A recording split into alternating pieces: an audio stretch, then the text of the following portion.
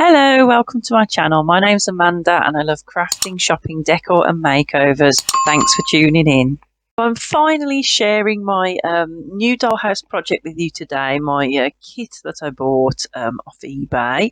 It comes with a manual, an instruction manual here, and it's got the picture on the front, which is proving very useful because there isn't a lot of written instructions in the manual. There's a lot of pictures, which is kind of helpful for figuring out which piece is which, but you do have to keep looking back at the pictures, so it is a little bit complicated, but it's fun. It's part of the challenge, so it's definitely something new and different to do, and I thought I would try it out and share with you how it goes. So as you can see here, I've got a cool little Smeg fridge, and then like some florals and plants, and then obviously all the different materials that I'll need, all cut up into squares. I think those look like the stairs, and then lots of other little bits of wooden things.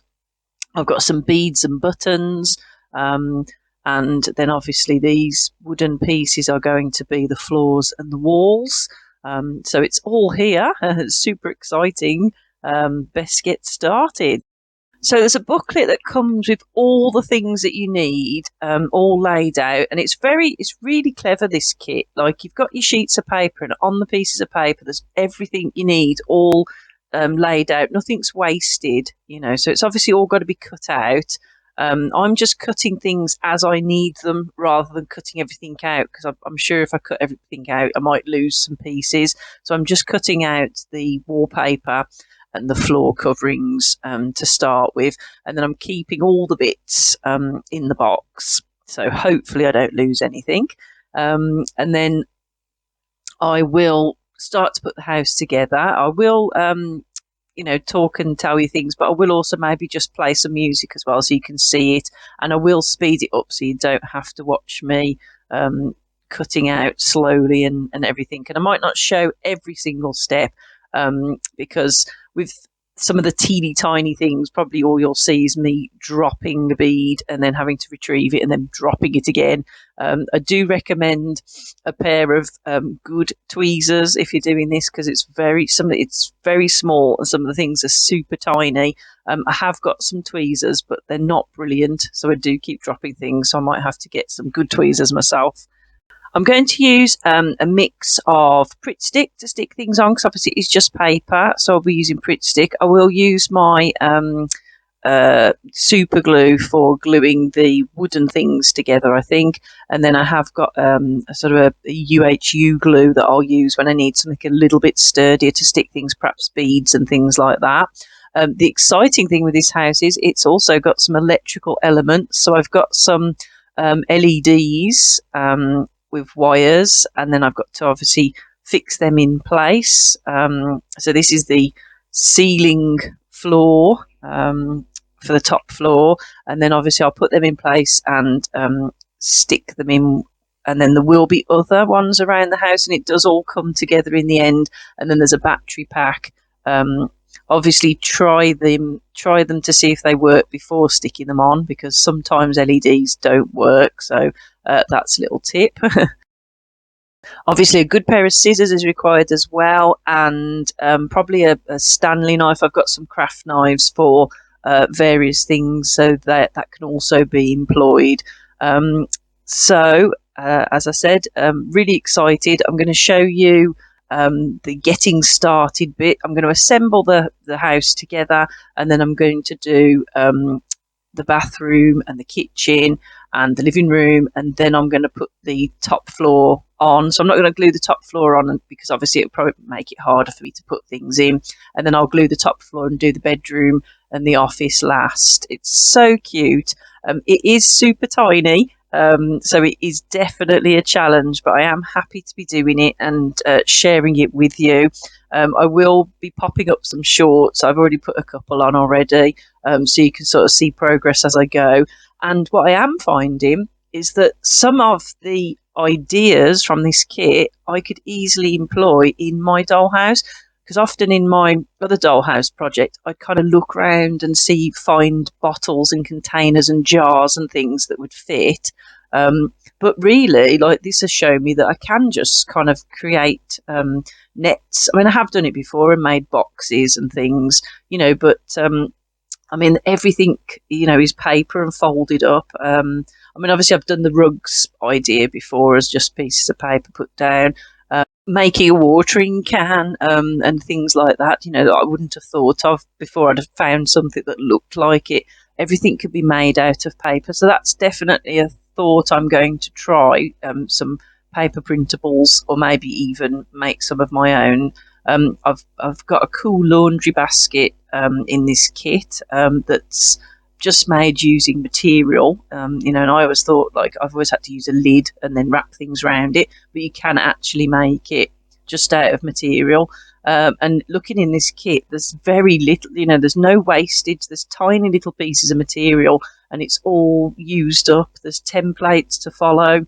There's pieces of card, and every little piece is to be used up. It's so brilliant. I am really enjoying it. See, the clever thing they have is you just have a piece of cardboard, and then, like, you could cut out like a picture, and then sort of mount it on two pieces of cardboard to make it look thicker, like a frame, which is quite smart. I have done similar things like that before with pictures, but you could also do it with, like, the cooker hob. Because last time I made a cooker, I used, like, counters and things to make the rings. This has got, like, a little, printable cutout. And I thought if I did a printable cutout, it wouldn't look quite as realistic. But what they've got is just some wire wrapped it around into circles and puts it on, and looks more realistic. So this is definitely very useful to me for fun, for trying out my dexterity. It's definitely honing your fine motor skills, because you're having to be very careful with your fingers, but also it's giving me inspiration for my dollhouse. So stick with me for the rest of this video as I get the house up and running. I'm going to put the floors in, the walls, and get the shell of the house built. And then in future videos, I will work on a room and share with you all the fabulous little touches that it's got. There's a lot of attention to detail in this dollhouse, and as I say, it's giving me a lot of inspiration, and hopefully you'll find the same for your dollhouse projects.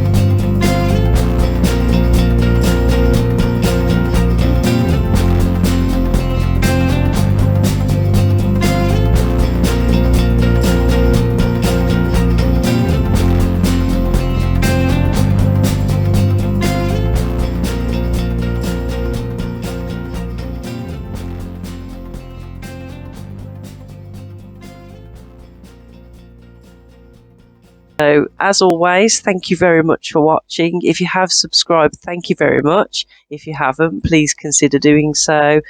Give me a like, drop me a comment, because I do love to hear from you. So, until next week, take care. Bye bye.